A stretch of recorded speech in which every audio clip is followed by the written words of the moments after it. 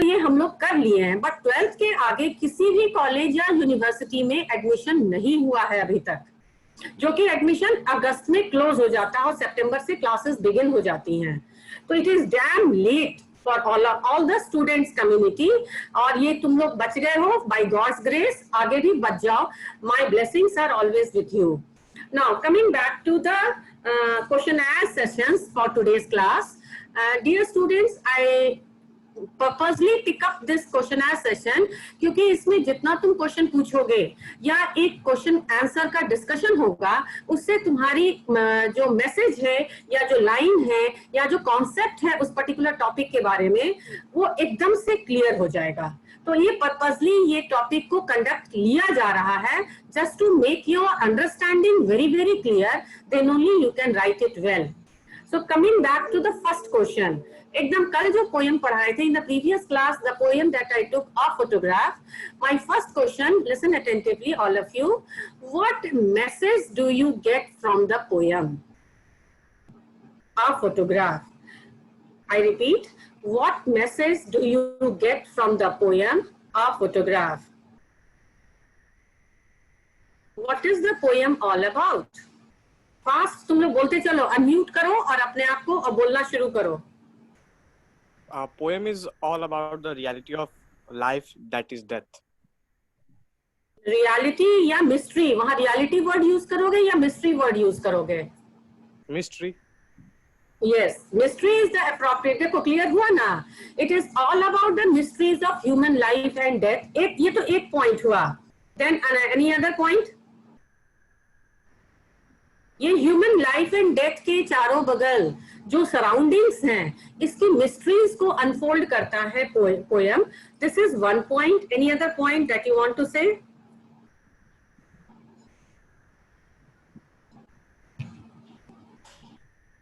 What does the photograph?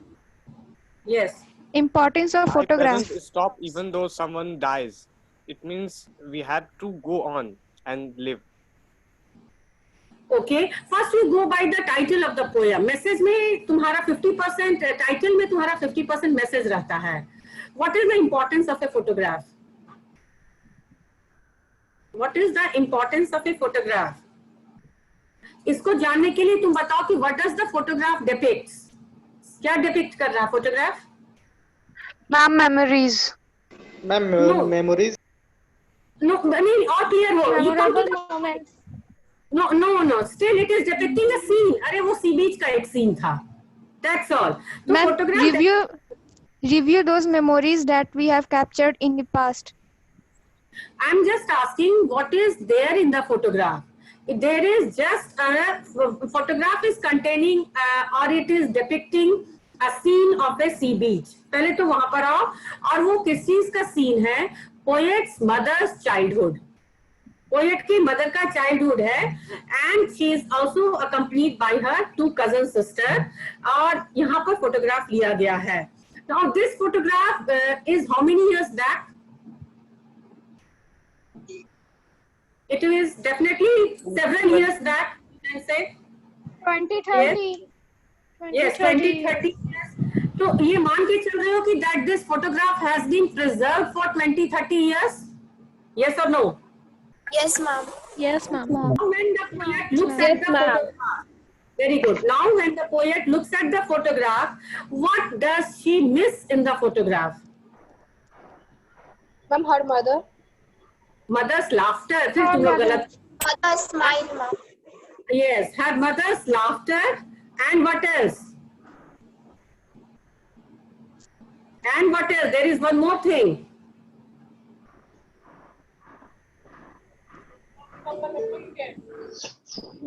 She misses her mother's laughter, and she also misses her own laughter, that if her mother would have been alive, she would have seen that photograph and recollected those moments or childhood days and laughed a lot how carelessly they were dressed. That means they were so immature about their own appearance.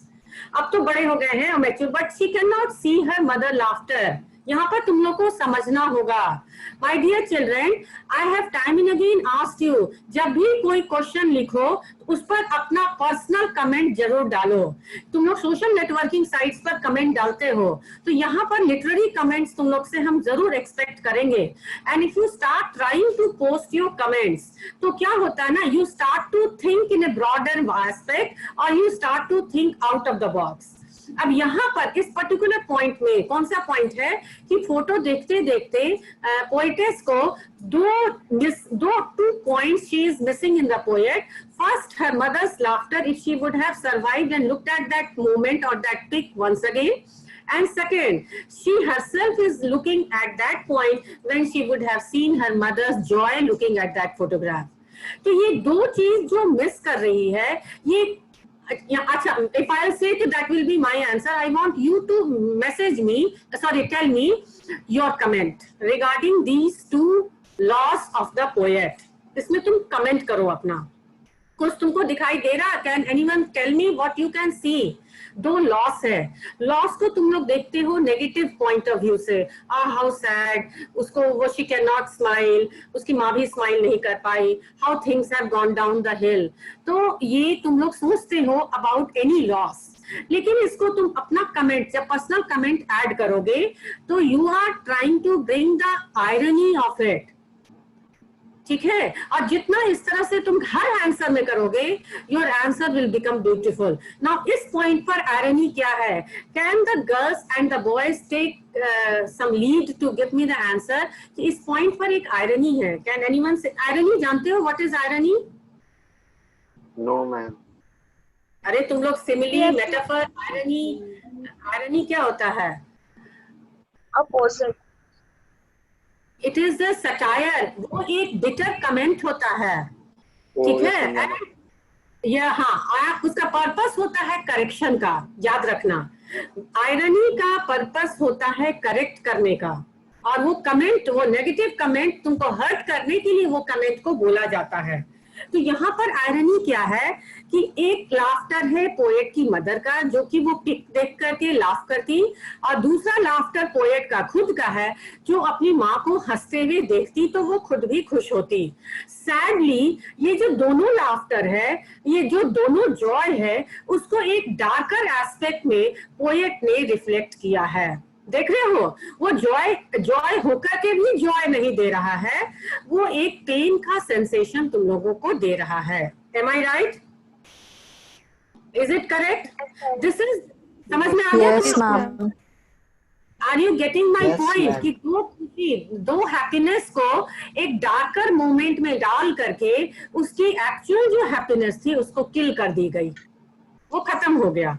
तो this is a sad part of the poem. ये तुम लोग को अपने answer में लिखना चाहिए, comment करना चाहिए। Now this is one message that you have got. Now what is the second message? There is one more message we are talking about, the poem is talking about, जल्दी बोलो।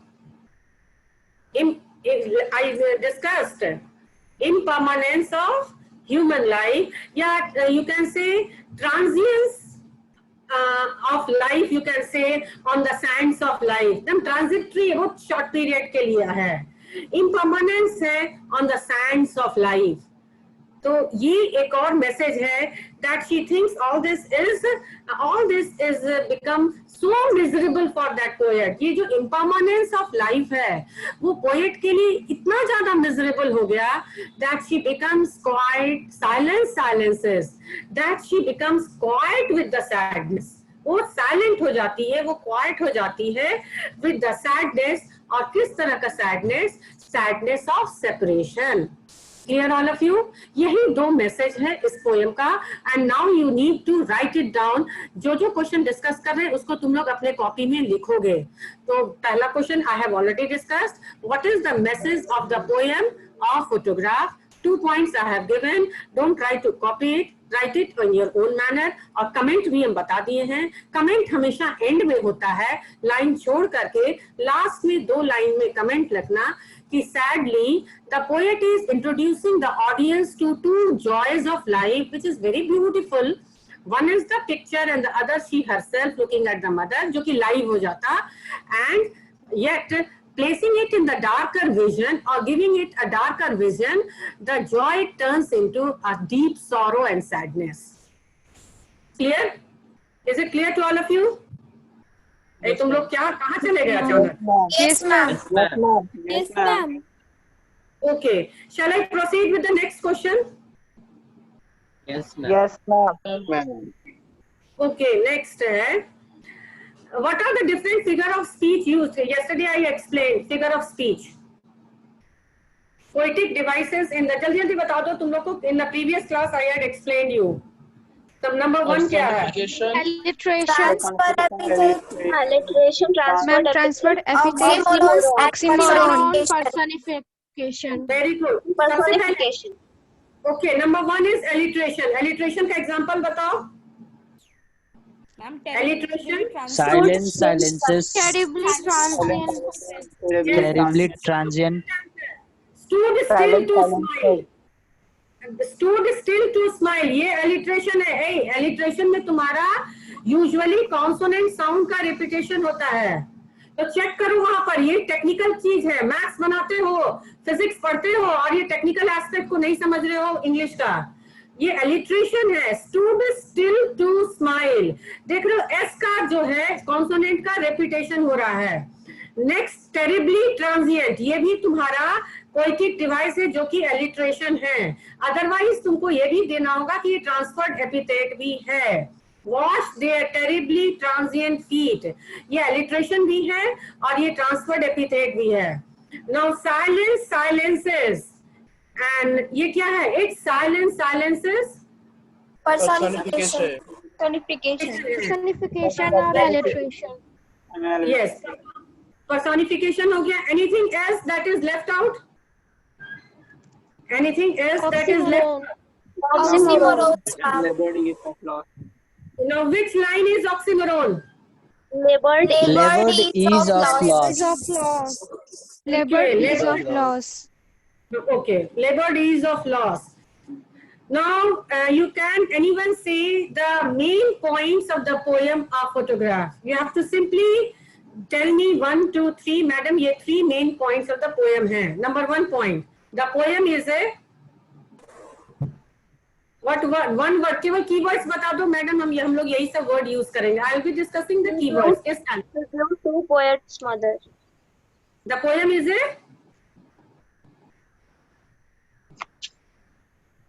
Tribute to her mother. very good. Tribute is the correct word. The poem, I had used this term. The poem is a tribute to her poet's mother. Now, second point. Next point बताओ.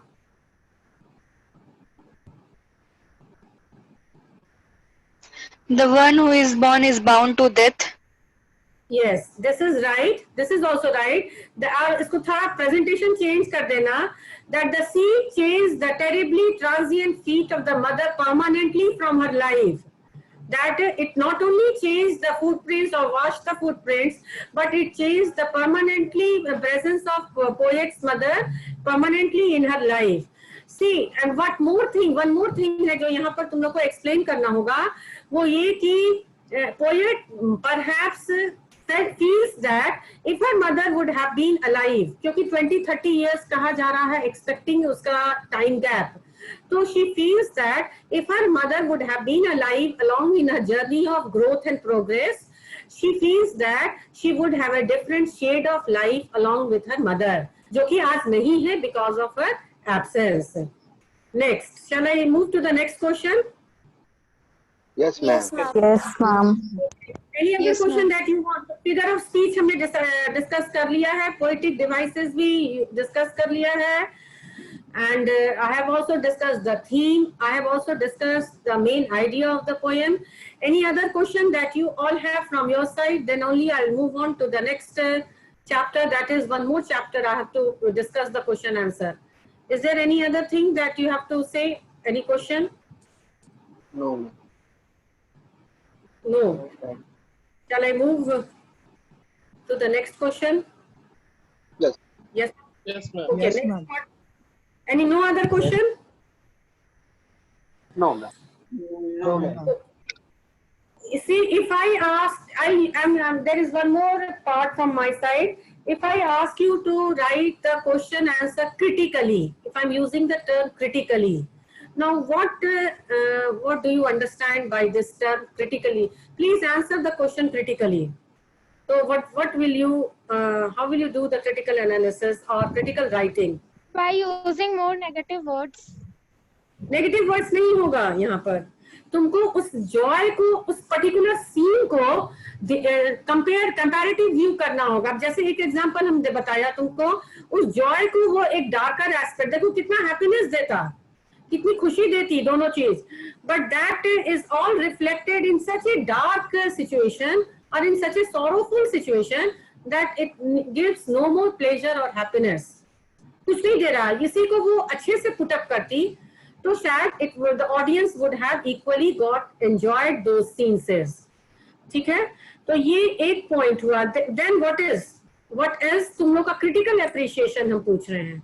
Critically appreciate माने negative बात को तुम उसको इतना खुशी से कहो, इतना एक्सेप्टेंस के साथ कहो कि वो अच्छा लगने लगे. तो इसमें एक चीज, एक तो एग्जाम्पल तुमको बता दिए.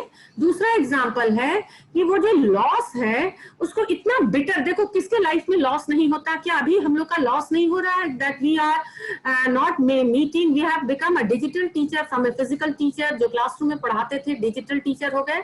Isn't this not a loss? So loss is part and parcel of life.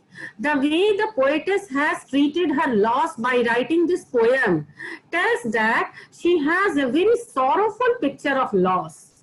ठीक है, अब ये हुआ तुम्हारा critical appreciation.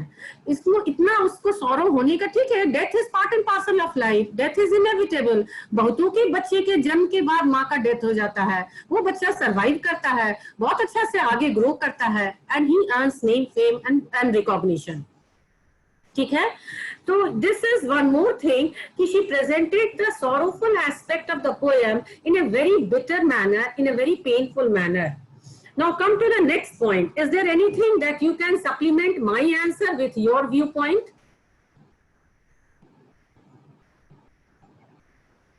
Can you supplement? वो फोटोग्राफ एक स्वीट मेमोरी था, लेकिन हम लोग ऑडियंस के लिए हम लोग पकड़ लेते हैं कि वो एक बिटर मेमोरी हो गया. तो यही चीज, इसी को क्रिटिकल एप्रिशिएशन कहते हैं कि no doubt poet was having a very difficult time in the absence of the mother. Perhaps internally she was very close to her mother. She might be facing a lot of calamity, and every time she might have felt that it is all because of the absence of her mother. ठीक है, लेकिन इसको वैसे वर्सा कर दो, उलट दो सारे पार्ट को. कैसे उल्टोगे? वो जो अपने इनर मोस्ट फीलिंग्स को उसने शेयर किया है, that life became very difficult, life became very sorrowful in the absence of mother, उसको तुमको वाइसे वर्सा यानी कि उलट देना है. Can anyone tell me? Can anyone tell me? तुम लोग को समझ में नहीं आ रहा है.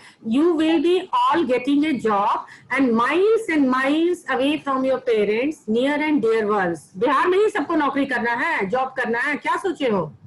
No, ma'am. नहीं.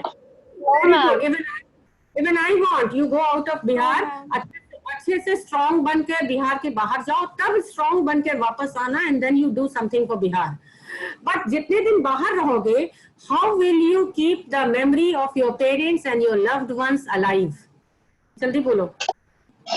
वीडियो कॉल पे बात करते हैं. वीडियो कॉल पर बात करके. सपोज करो कि neither you nor the parents are, coordination नहीं हो पाता है, and that is not sufficient. Suppose करो वो तो 5 मिनट 10 मिनट या 15 मिनट का कॉल हुआ, वीकली कॉल हुआ, या एवरीडे नहीं हो पाया, तुम भी थके हुए हो. तो what can you do to keep your memory alive of your loved ones? एक हम जस्ट एक छोटा सा, yes, photograph. Ma'am, through photograph. Photos.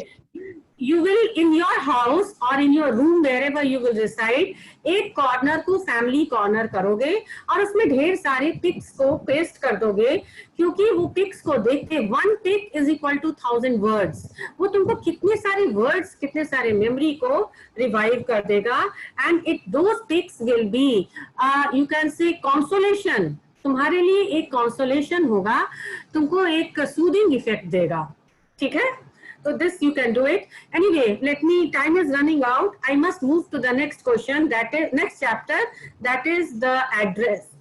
ठीक है, I got one question from a student जो पोस्ट किया था, मैंने कहा कि ठीक है I'll take it in the, इसने क्वेश्चन लिखा है why did just a minute, इसने क्वेश्चन पूछा है, ये तो हम क्लास में क्लियर किए हैं. What does the following lines represent? In a small rented room, she shreds of dark paper still hung along the windows. What is this small rented room significant of? Are you getting this line from the chapter, The Address? This line is used by the narrator herself. इसका मतलब तुम लोग self study नहीं कर रहे हो. The line is used by the narrator herself when she decides to forget the address. She gives logic to her feeling that after all she lives in a very small rented house, and where will she keep all these things, so it is better to forget the address. तो ये line वो कहती है. Now the next question is, which type of war was that? और ये तुम लोग को हम बताए थे कि हॉलैंड में लिबरेशन का वॉर, फ्रीडम की वॉर हो रही थी. और अगर थोड़ा सा तुम लोग हिस्ट्री पढ़े हो तो कॉन्स्ट नहीं, उसमें आगे भी ये क्वेश्चन है कि मदर का क्या वो लोग वॉर में मदर को, did she lost her mother in the war, did she lose her mother in the war. तो द क्वेश्चन इज, तुम लोग को शायद नाजीज के अगेंस्ट में ये आइडिया पढ़े होगे. तो कॉन्स्टर्नेशन क्या था, वो कौन सा कैंप था, मेडिटेशन कैंप, कंसंट्रेशन कैंप. तो इस कैंप में क्या हो रहा था, यू नो कि बोला जाता था in the name of God, उनको अंदर ले जा करके एक पॉइजनस गैस के बीच. Is this the right correct answer, that they were forcibly made to accept death. तो ऐसे सिचुएशन तो ज्यूस के अगेंस्ट में था. ये कौन किया था, which leader was that?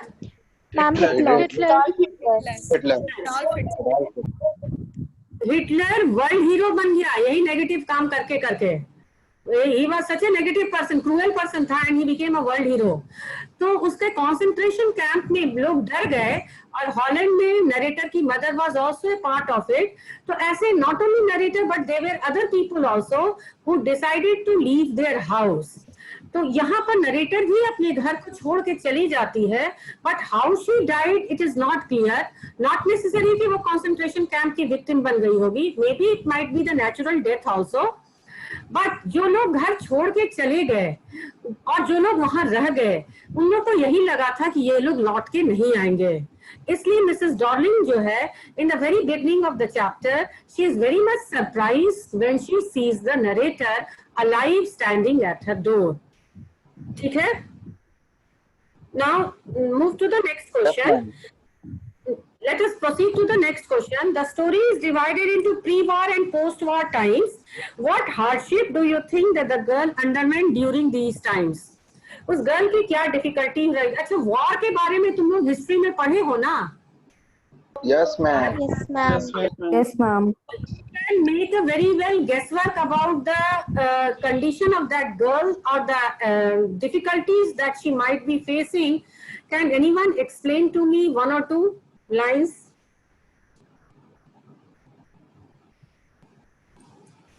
Can you repeat? What hardships do you think the girl underwent during these war period or during these times? एकदम ओपनिंग ऑफ द लाइन से ही तुमको गेस वर्क कर लेना चाहिए कि लेडी जो है, देखो अगर वो लौट कर आना और मदर की थिंग्स को देखना इटसेल्फ शो करता है, वो बताता है that she had gone through several hardship, और जितना ही वो हार्डशिप पर गई उसको अपनी माँ की याद आई। अगर उसका लाइफ कंफर्टेबल होता तब तो she would have chances there कि वो अपनी माँ की डेथ को एक्सेप्ट करके she would have lost in her own new life, जो कि नहीं हुआ। और रिकलेक्शंस जो थे ये उसको कंपेल कर दिया ये स्टोरी लिखने का, and another tribute to the mother you we have come across. तो my question is this, what sort of hardship she was facing? कौन सा हार्डशिप को उसने फेस किया? Lack of food resources. Lack of food, ठीक है, खाना नहीं था। Next, No resident. No residence, always afraid of being caught. Concentration camp में क्या होता था, पकड़ पकड़ करके ये लोग भेज रहा था। तो ये कॉन्स्टेंटली डर डर के रहना, is it comfortable living? Never. तो एक सेकंड पॉइंट हुआ कि all the time living in the fear, living in the condition और state of afraid. Next, what else? एक जगह मेंशन की भी है, near to end like situation she has faced. Now come to the, तो इसको तुम लोग एलाबोरेट करोगे पोस्ट वार और प्री वार के सिचुएशन में। पोस्ट वार में जब सब कुछ स्टेबलाइज कर गया तब वो आती है मिसेस एस के पास अपने सामान को खोजते हुए, but during that war time she never came. Now come to the next question. What did the narrator of the story want to, why did the narrator of the story want to forget the address?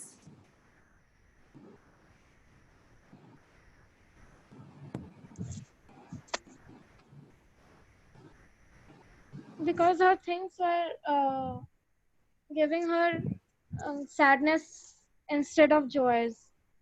Where to incomplete कर दी बीच में, because her things were, Because her things were giving her sadness instead of joys. Because they were arranged in a tasteless manner. Unpleasant smell दे रहा था।